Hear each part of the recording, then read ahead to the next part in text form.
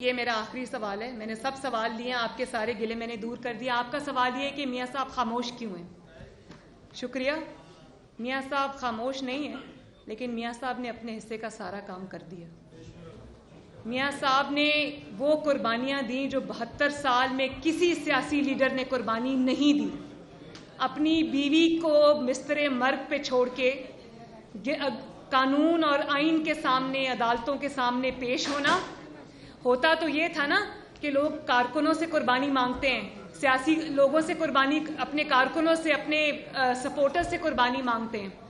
جو ظلم انہوں نے کیا اور حد کر دی ظلم کی, وہ سب میاں صاحب نے ظلم اپنے سینے پہ سہا ہے, اور کارکنوں کو اور اپنی پارٹی کو شیلڈ اور پروٹیکٹ کرنے کی پوری کوشش کی ہے.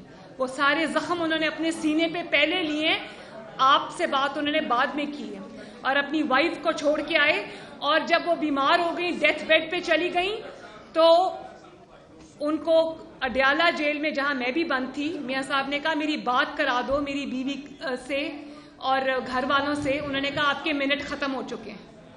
3 دفعہ کے پرائم منسٹر کے ساتھ جب پاکستان کا کوئی بھی منصوبہ اٹھا کے دیکھ لیں, اس پہ نواز شریف کی مہر لگی ہوئی ہے, اس پر مسلم لیگ نون کی مہر لگی ہوئی ہے. چاہے کوئی موٹر وے ہو, اٹامک ایکسپلوژنز ہوں, سڑکوں کا جال ہو, موٹر وے ہو, بسز ہو, ریپڈ بس ہو, اورنج ٹرین ہو, بجلی کے منصوبے ہوں, چاہے وہ ملتان سے سکھر موٹر وے ہو, ہزارہ موٹر وے ہو, جو چیز آپ اٹھا لیں اس پہ نواز شریف کا نام لکھا ہے.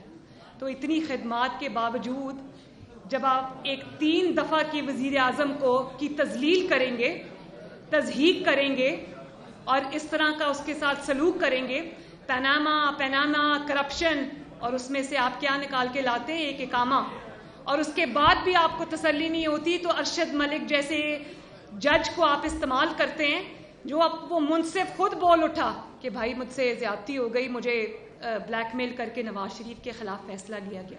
وہ فیصلہ ختم ہو جاتا ہے, وہ جج کو آپ نکال دیتے ہیں, فیصلہ آج بھی وہیں کا وہیں ہے. شاباش ہے بھائی. تو پھر آپ پوچھتے ہیں کہ نواز شریف خاموش کیوں ہیں. تو نواز شریف نے اپنے حصے کا سارا کام کر دیا. انہوں نے جو بیانیہ دینا تھا دے دیا, اس بیانیے کی جو قیمت ادا کرنی تھی کی, اس کے لیے جو تکالیف برداشت کرنی تھی کی, اس کے لیے اپنی بیٹی کو, اپنے گھر کو, اپنے کاروبار کو, اپنی سیاسی جماعت کو جو نقصان پہنچانا تھا پہنچا, قیمت ادا کی انہوں نے. وہ یہ سب کام یہاں سے نپٹا کے گئے ہیں, اور انشاءاللہ تعالی جیسے ہی ان کی صحت بہتر ہوگی اور وہ واپس آئیں گے, اور انشاءاللہ تعالی اپنے کام کو جہاں سے چھوڑا تھا وہاں سے اٹھائیں گے.